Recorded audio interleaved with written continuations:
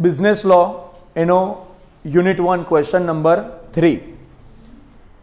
Discuss the types classification of contract. આ ક્વેશ્ચનની અંદર આપણે એવું શીખીશું કે કોન્ટ્રાક્ટ્સ કેવા કેવા પ્રકારના હોઈ શકે, કયા અલગ અલગ પ્રકારના કોન્ટ્રાક્ટ આપણે અસ્તિત્વમાં આવતા હોય છે, એ બધી વસ્તુ આપણે આ ક્વેશ્ચનમાં શીખવાના છે.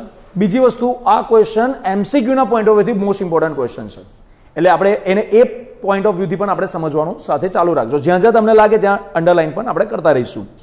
તો આમાં પહેલું છે ક્લાસિફિકેશન એકોર્ડિંગ ટુ વેલિડિટી. કોન્ટ્રાક્ટની માન્યતા, વેલિડિટી એટલે શું, એની માન્યતાના આધારે એના ક્લાસિફિકેશન કરેલું છે. પહેલું છે વેલિડ કોન્ટ્રાક્ટ. હમણાં જ આપણે એક ક્વેશ્ચન ભણ્યા, ક્વેશ્ચન નંબર 2, જેમાં વેલિડ કોન્ટ્રાક્ટ એટલે શું વાત કરી હતી.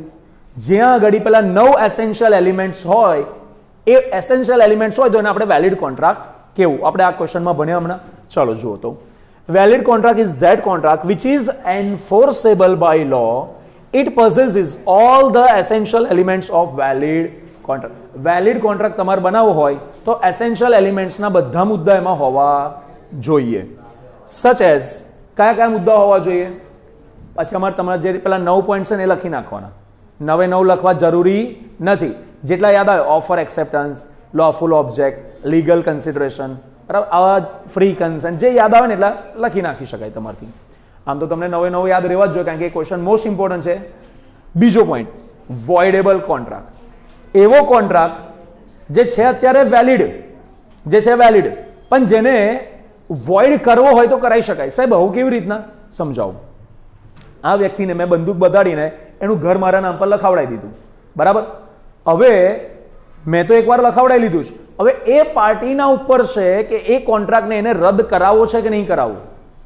આનો મતલબ એની પાસે એક ઓપ્શન છે કે કોન્ટ્રાક્ટને આગળ જતા રદ કરાવવો હોય તો કરાવી શકે છે. એટલા માટે એને બોલાય છે વોઇડેબલ કોન્ટ્રાક્ટ, કે જે કોન્ટ્રાક્ટ જ્યાં સુધી વોઇડ નહીં કરાવી દે ત્યાં સુધી વેલિડ રહેશે, પણ એની પાસે ઓપ્શન છે. એ ઓપ્શન મારી પાસે નથી, કારણ કે એ વ્યક્તિ કોણ કહેવાય, સફરિંગ પાર્ટી, જેને સહન કરવું પડ્યું છે, દુઃખ સહન કરવું પડ્યું છે, એ પાર્ટી કહેવાય. એટલે એના પાસે ઓપ્શન છે કે કોન્ટ્રાક્ટને રદ કરાવવો હોય તો કરાવી શકશે. તો લેટ્સ સી ધેટ.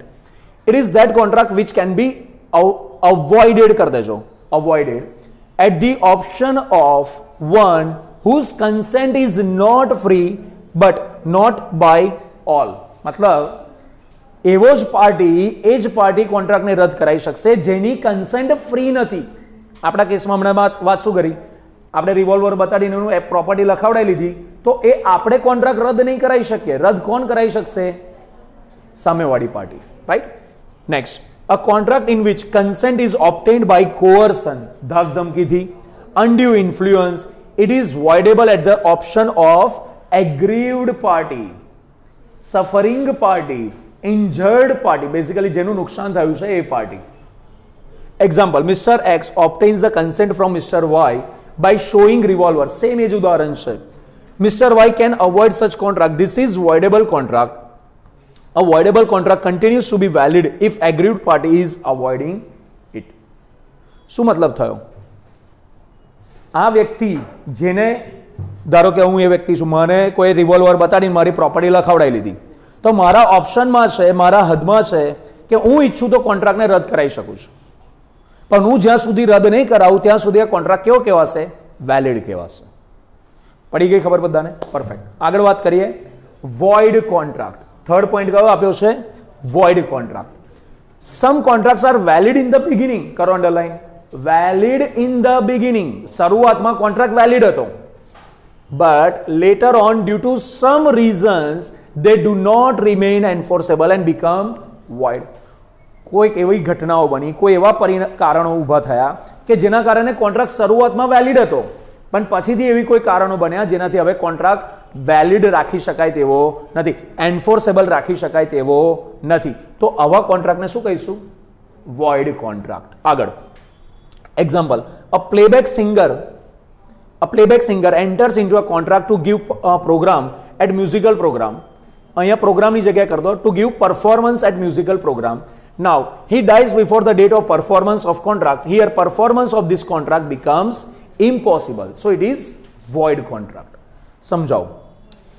આપણે અહીંયા ઘડી કોઈક બહુ ફેમસ સિંગરને ગાયન ગાવા માટે ને એના માટે બોલાયા, બરાબર, પરફોર્મન્સ આપવા માટે બોલાયા. કોઈક એવું કારણ બન્યું કે એ કારણના લીધે વ્યક્તિનું મૃત્યુ થઈ ગયું. તો હવે આવવાનો તો છે નહીં પરફોર્મન્સ માટે. તો હવે જે પહેલા કોન્ટ્રાક્ટ થયો તો પહેલા શક્ય હતો, પોસિબલ હતો, પણ હવે શક્ય નથી. તો હવે એ કોન્ટ્રાક્ટ કેવો બની ગયો? સમજણ પડી બધાને? આ રીતના. Next, void agreement. આ શબ્દ હતો વોઇડ કોન્ટ્રાક્ટ, આ શબ્દ છે વોઇડ એગ્રીમેન્ટ. આ બેમાં કન્ફ્યુઝ ના થતા, આ બંનેનો ડિફરન્સ સમજી લો. વોઇડ કોન્ટ્રાક્ટ એટલે શરૂઆતમાં માન્ય હતો, પછી એવી ઘટના બની જેના કારણે હવે પરફોર્મન્સ નહીં થઈ શકે, તો હવે અમાન્ય બની ગયો, એટલા માટે એને બોલાય છે વોઇડ કોન્ટ્રાક્ટ.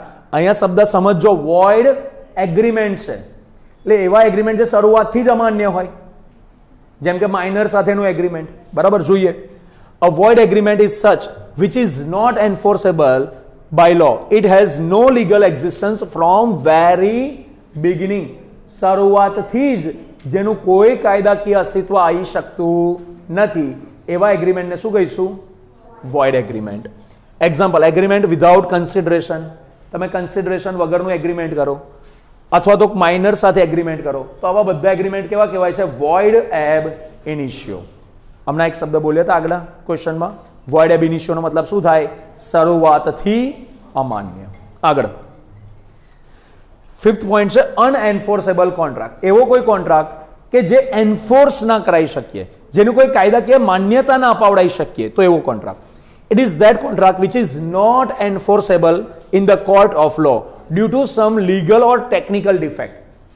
અંડરલાઈન કરો, કોના લીધે આને આપણે એન્ફોર્સ ના કરી શકીએ? કોઈ લીગલ અથવા તો ટેકનિકલ બાબતના લીધે, જેમ કે absence of writing, lack of stamp. તમે કોન્ટ્રાક્ટ તો કરી લીધો પણ સહી કે સિક્કો મારવાનો જ રહી ગયો તો ખબર પડે છે.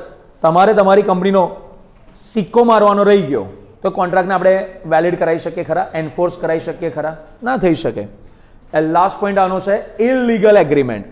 N illegal agreement means that which is immoral, અનૈતિક, ક્રિમિનલ ઇન નેચર, કોઈ ક્રિમિનલ ઇન નેચરનું હોય, અથવા તો or which is oppose to public policy. એટલા શબ્દો આયા, illegal, immoral, oppose to public policy.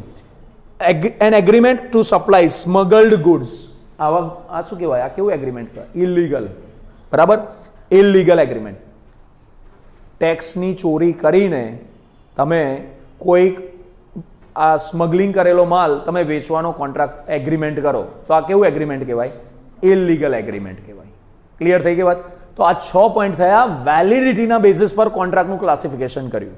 હવે આપણે વાત કરીશું આગળ એકોર્ડિંગ ટુ ફોર્મેશન. કયો મુદ્દો છે? According to formation. કોન્ટ્રાક્ટનું જે બનાવવાનું જે છે, ફોર્મ કરવાનું, બનાવવાનું, એ બનાવી કઈ રીતના શક્ય છે? તો જો, કાં તો તમે એક્સપ્રેસ સ્પષ્ટપણે કહી દેશો, બોલીને કાં તો લખીને કે ભાઈ તારા ને મારા વચ્ચે આ વસ્તુનો કોન્ટ્રાક્ટ. એક્સપ્રેસ એટલે બોલીને, તો દર્શાવીને, જતાવીને, એક્સપ્રેસ કોન્ટ્રાક્ટ. એક આવે પછી ઇમ્પ્લાઇડ. ઇમ્પ્લાઇડનો મતલબ શું થાય? માની લીધેલો. ઇમ્પ્લાઇડનો મતલબ શું થાય? માની લીધેલો. અને એક છેલ્લો આવે કોઝી કોન્ટ્રાક્ટ. કોઝી એટલે જે કાયદાથી અસ્તિત્વમાં આવે, બરાબર. શેનાથી અસ્તિત્વમાં આવે? કાયદાથી. તો જો પહેલા એક્સપ્રેસ કોન્ટ્રાક્ટની વાત કરીએ. It is a contract in which its terms and conditions are clearly mentioned by spoken or written words. લખી લો, સોરી અંડરલાઈન કરી દો. જ્યાં ઘડી કોઈ કોન્ટ્રાક્ટ બોલીને કાં તો લખીને સ્પષ્ટપણે કરવામાં આવે તેને કહીશું આપણે એક્સપ્રેસ કોન્ટ્રાક્ટ. બીજો આવે છે implied contract. It is that contract which is implied or taken for granted. માની લેવામાં આવે, taken for granted from the conduct or acts of the parties. Parties દ્વારા એવા કામ કરવામાં આવે જેના પરથી આપણે માની લઈએ કે ભાઈ આ વ્યક્તિના વચ્ચે કોન્ટ્રાક્ટ છે. ઉદાહરણ તરીકે, એકદમ સાદું ઉદાહરણ, તમે કોઈ દુકાનમાં, કોઈ પ્રોવિઝન સ્ટોરમાં ગયા, ત્યાં પાર્લેજીનું પડીકું પડ્યું હતું, તમે લીધું, 5 રૂપિયા આલ દીધા, કોન્ટ્રાક્ટ થઈ ગયો? એ બોલવાની, કહેવાની કશી જરૂર પડી? પાર્ટીઝનું કન્ડક્ટ એવું હતું જેનાથી ખબર પડી ગઈ કે આ લોકો વચ્ચે કોન્ટ્રાક્ટ થયો. ખ્યાલ આવે બધાને? આ રીતના જો example, van a passenger enters into public bus and bias a ticket. Ticket કરી દેજો અહીંયા આગળ. There is an implied contract between bus honour and passenger. તમે અહીંયાથી અમદાવાદ જવાની બસમાં બેઠા અને ટિકિટ લઈ લીધી કે અમદાવાદની ટિકિટ આલો, તો એ કોન્ટ્રાક્ટ, ચલો આપણા બે વચ્ચે કોન્ટ્રાક્ટ કરીએ કે તમે મને અહીંયાથી અમદાવાદ, એ બોલવાની જ જરૂર નહીં. તમે બસમાં બેઠા, ટિકિટ લીધી, એટલે માની લેવાનું તમારા બે વચ્ચે કોન્ટ્રાક્ટ થયો. સમજ્યા ના સમજ્યા? Quasi contract, it means certain relation which are similar to contract. એવા સંબંધ કે જે કોન્ટ્રાક્ટના જેવા હોય, in which some duties are imposed by law. કરો underline, imposed by law. They are also known as constructive contracts or semi contracts. અને constructive contract અને સેમી કોન્ટ્રાક્ટ થી પણ ઓળખાય છે. સાદા શબ્દોમાં લખી રાખો, કાયદાથી અસ્તિત્વમાં આવતો કરાર. કાયદાથી ને એવું લખો, કાયદાના લીધે અસ્તિત્વમાં આવતો કરાર. એકચ્યુઅલી બે પાર્ટીઝે કોન્ટ્રાક્ટ કરવાનો કોઈ ઇન્ટેન્શન ના હોય, કોઈ વાતચીત ના હોય, પણ એ લોકોના કામ એવા હોય કે જ્યાં આગળ કાયદો એવું કહેશે, ભાઈ તમે જે કરી રહ્યા છો ને આ તો કોન્ટ્રાક્ટ છે. બરાબર, કાયદો એવું કહેશે કે ભાઈ તમે જે કર્યું આ શું છે? કોન્ટ્રાક્ટ. એને એવા કોન્ટ્રાક્ટને શું કહીશું? Cosy contract. ક્લિયર થયું? ફોર્મેશનના બેઝિસ પર 3 મુદ્દા. આગળ વાત કરીએ એકોર્ડિંગ ટુ પરફોર્મન્સ. જો પરફોર્મન્સના બેઝિસ પર 3 પોઈન્ટ આપ્યા છે અહીંયા આગળ: એક્ઝિક્યુટેડ, એક્ઝિક્યુટરી અને યુનિલેટરલ અથવા તો વન સાઇડેડ.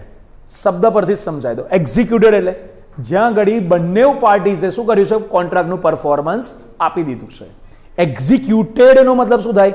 પરફોર્મન્સ અપાઈ ગયું છે. એક્ઝિક્યુટરી નો મતલબ શું થાય? જ્યાં ઘડી પરફોર્મન્સ આપવાનું બાકી છે. એક્ઝિક્યુટરી એટલે બાકી છે. અને યુનિલેટરલ એટલે એક સાઈડનું પરફોર્મન્સ થઈ ગયું હોય અને બીજી સાઈડનું હજી પરફોર્મન્સ થવાનું બાકી હોય. ક્લિયર થઈ વાત બધાને? જો executed contract, an executed contract is one in which both the parties performed their respective obligations or duties. કર લો અંડરલાઈન અહીંયા, performed their respective obligations or duties. Example, a promise to sell goods of rupees 10,000 to B. Now if A delivers goods to B goods and B makes payment, this is executed contract. હું તમને 10,000 રૂપિયા આપીશ, તમે મને માલ આપો. હવે આ કામ જે નક્કી કર્યું તે આપણે કરી દીધું. મેં તમને 10,000 આપી દીધા અને તમે મને માલ આલ દીધો. બંને જણા એકબીજાનું પોતપોતાનું પરફોર્મન્સ આલ દીધું. તો આવા કોન્ટ્રાક્ટને શું કહીશું? એક્ઝિક્યુટેડ. ક્લિયર છે ભાઈ? આગળ executory contract. An executory contract is that contract in which both the parties have not performed, karo underline, both the parties have not performed their duties under a contract. હજી બંને જણાએ પોતપોતાની duties perform કરી નથી.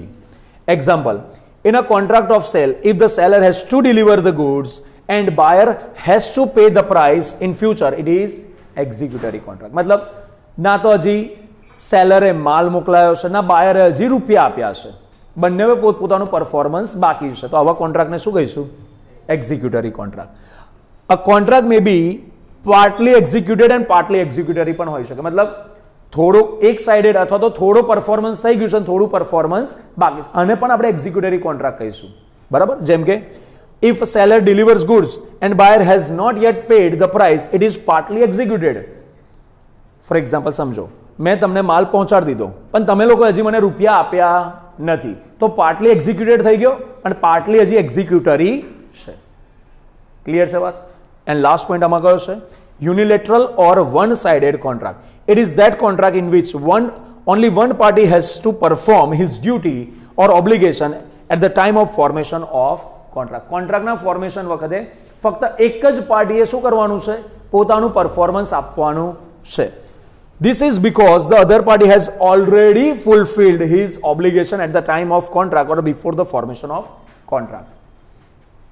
એક પાર્ટીએ already પોતાનું performance આલ દીધું છે, બીજી પાર્ટીએ પોતાનું પરફોર્મન્સ આપવાનું બાકી છે. આને શું કહીશું? યુનિલેટરલ કોન્ટ્રાક્ટ અથવા તો વન સાઇડેડ કોન્ટ્રાક્ટ. એક ઉદાહરણ સમજાવું. તમે કોઈ શોપમાં ગયા અને એડવાન્સમાં રૂપિયા આપીને આવ્યા, ફૂલ 100% ફૂલ પેમેન્ટ એડવાન્સમાં કરીને આવ્યા, તો તમારા તરફથી તો પરફોર્મન્સ થઈ ગયું. પેલા વ્યક્તિ હજી તમને પરફોર્મન્સ આપવાનું બાકી છે, તો આને શું કહીશું આપણે? One sided, unilateral. તમે ઈએમઆઈ પર વસ્તુ લઈ આવો, 0% વ્યાજવાળું બહુ ચાલી રહ્યું છે ને આજકાલ, તમે ₹1 હજી ડાઉન પેમેન્ટ નહીં ભર્યો 0 EMI વાળા પર 0% EMI વાળા પર લઈ આવ્યા. તમારે હપ્તા ક્યારે ભરવાના હોય? ફ્યુચરમાં. પણ માલ તો